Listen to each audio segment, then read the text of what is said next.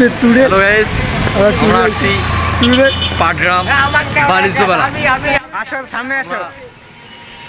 আসসালামু আলাইকুম। পাটগ্রাম বাণিজ্য মেলা যাওয়ার জন্য আমরা সবাই বড়খাতা রেল স্টেশনে দাঁড়িয়ে আছি। একটু ওয়েট করতে না করতে ট্রেন চলে আসলো। এরপর মেলাতে যাওয়ার জন্য ঠেলাঠেলির মধ্য দিয়ে আমরা সবাই ট্রেনে উঠে পড়লাম। উঠে দেখি মিজান, সৌরভ, সুমন, কারণ এরা হাতিবান্ধা থেকে আসছে পাটগ্রাম বাণিজ্য মেলা দেখার জন্য। এরপর সবাই চিপা চাপার মধ্য দিয়ে দাঁড়িয়ে থেকে পাটগ্রামে চলে আসলাম। ট্রেন থেকে নেমেই মেলার দিকে হাঁটা শুরু করলাম। এর মধ্য দিয়ে মুজাহিদ মামার একটা ভাইরাল ডায়লগ আপনাদেরকে শোনাই।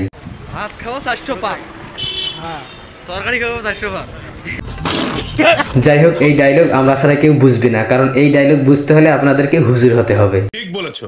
মুজাহিদ মামা সবসময় হাসার কিছু কথা বলে আমাদেরকে আনন্দিত করে, এজন্য মামাকে অনেক অনেক ধন্যবাদ। এরপর আমরা হাসতে হাসতে মেলার গেটের সামনে চলে আসলাম। মেলার গেটের দিকে তাকিয়ে আমি তো পুরো অবাক হয়ে গেলাম, কারণ এতদিন নাম শুনলাম বাণিজ্য মেলা, এখন থেকে পৌর বিজয় মেলা।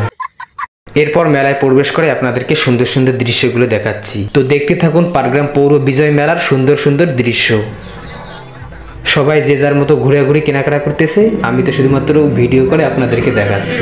একটু সামনে তাকিয়ে দেখি ভূতের বাড়ি। ও আল্লাহ, আমি তো আর এই গলি দিয়ে কখনোই যাব না, কারণ ভূতকে আমি সবচেয়ে বেশি ভয় পাই। কি বলবো, যাই হোক, ভূতের নাম শুনলে আমার রাতের ঘুম হয় না। তো যাই হোক, আপনাদেরকে ভূতের বাড়ি না দেখিয়ে অন্য কিছু দেখাই।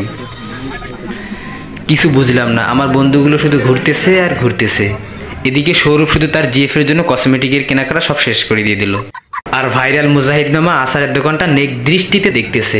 যাই হোক, আমাদের ঘোরাঘুরি কেনাকাটা সব শেষ, এখন আমরা চলে যাব বড়খাতা। সবাই ভালো থাকেন, সুস্থ থাকেন, আল্লাহ হাফেজ।